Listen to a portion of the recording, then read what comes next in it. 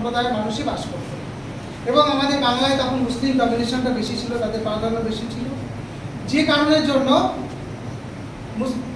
তৎকালীন সময়ে যারা মানে এই অঞ্চলে যারা হিন্দু বাস করতেন, যারা শিক্ষা সংস্কৃতিতে অনেক বেশি এগিয়ে ছিলেন, কিন্তু আমাদের বাংলায় শাসন করত মুসলিম লীগ এবং সুরাবর্দী বলে যিনি তৎকালীন বাংলার মুখ্যমন্ত্রী বা প্রধানমন্ত্রী ছিলেন।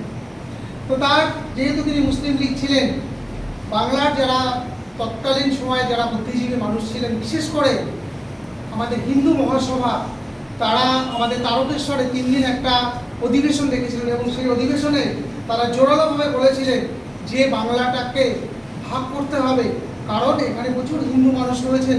যদি আমরা মুসলিমদের অধ্যুষিত পাকিস্তানে চলে যাই তাহলে আমাদের জীবনযাত্রা বিপন্ন হবে, কারণ তার আগে দাঙ্গা হয়েছিল, তোমরা জানো 46-এ ভয়াবহ দাঙ্গা হয়েছিল। যে কারণে সেই কথাটাকে গুরুত্ব দিয়ে এবং সেই আন্দোলনে নেতৃত্ব দিয়েছিলেন, যে ভদ্রলোকের ছবি রয়েছে, ডক্টর শ্যামাপ্রসাদ মুখার্জি, এবং সেই আন্দোলনটাকে তিনি সারা ভারতে পৌঁছে দিয়েছিলেন। কংগ্রেস নেতৃত্ব যারা ছিলেন তাদেরকে কনভিন্স করতে পেরেছিলেন এবং অবশেষে পশ্চিমবঙ্গ আইনসভায় ভোটাভুটি হয় এবং সেই ভোটের মধ্য দিয়ে আমাদের পশ্চিমবঙ্গ রাজ্যের জন্ম হয়।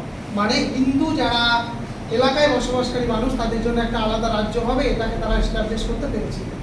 তো সেই ভোটাভুটিটা হয়েছিল আজকের দিনে, অর্থাৎ এই 20 জুন, যে কারণে আজকের দিনে আমাদের রাজ্যের জন্ম বলে আমরা কিন্তু জানি। সেই দিনটাকে আমরা গর্বের সঙ্গে শ্রদ্ধা করছি বা আমরা উদযাপন করছি। আমাদের একটা ছোট্ট অনুষ্ঠান এখানে রয়েছে, সেই অনুষ্ঠানের মধ্য দিয়ে আমরা আমাদের রাজ্যের দিনটাকে আমরা শ্রদ্ধা জানাবো, পাশাপাশি আমরা শ্রদ্ধা জানাবো আমাদের যিনি এই কাজে যিনি অগ্রদূত প্রতিকৃত ছিলেন, শ্যামাপ্রসাদ মুখার্জি। তো এবার আমরা একটা ছোট্ট কবিতা, আমাদের সূর্য একটা কবিতা বলতে আসছে, সূর্য চলে এসেছে।